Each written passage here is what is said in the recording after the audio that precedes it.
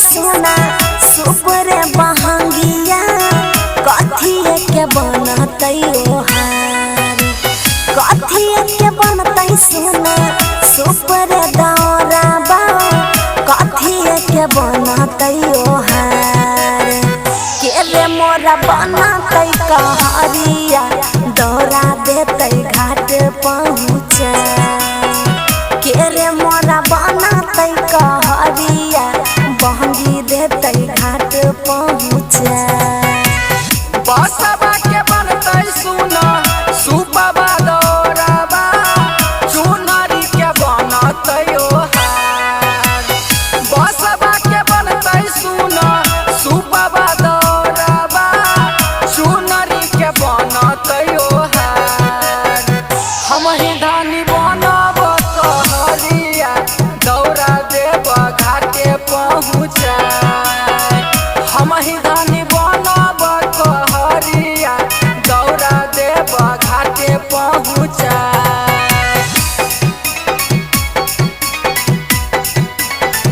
DJ विकास मटियार कला सीतामढ़ी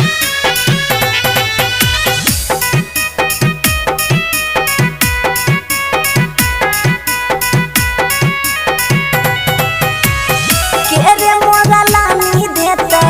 फल फल हरिया के रे लानी देतै प्रसाद के रे मोरा लानी देतै फल फल हरिया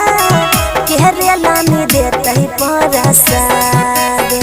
के रे मोरा पेन्हतै पियरिया दौरा देतै घाट पहुँचा के रे मोरा पेन्हतै पियरिया दौरा देतै घाट पहुँचा हमही दयानी देब फल फल हरिया हमही आनी देब प्रसाद हमही दयानी देब फल फल हरिया हमही आनी देब प्रसाद हमें धानी पेन्हब पियरिया दौरा देब घाटे पहुँचा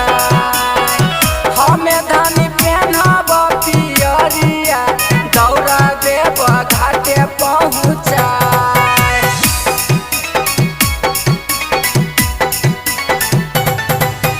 डीजे विकास मटियार कला सीतामढ़ी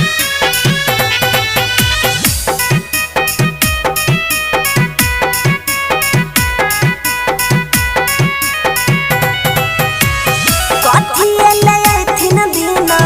नाथ गोसाइया कथिए पहोई के सवार कथिए ले अइथिन दीना नाथ गोसाइया कथिए पहोई के सवार कथी चढ़ी अइथिन छठी मैया और गले बे गंगा जी के घाट कथी चढ़ी अइथिन छठी मैया और गले बे गंगा जी के घाट और अगले बेयथिन दीना नाथ गोसाइया हाथिए पहोई के सवार और अगले बेयथिन दीना नाथ गोसाइया हाथिए पहोई के सवार हाथी चढ़ी अइथिन छठी मैया और अगले बे गंगा जी के घाट हाथी चढ़ी अइथिन छठी मैया और अगले बे गंगा जी के घाट Aishwarya digital recording studio Samastipur.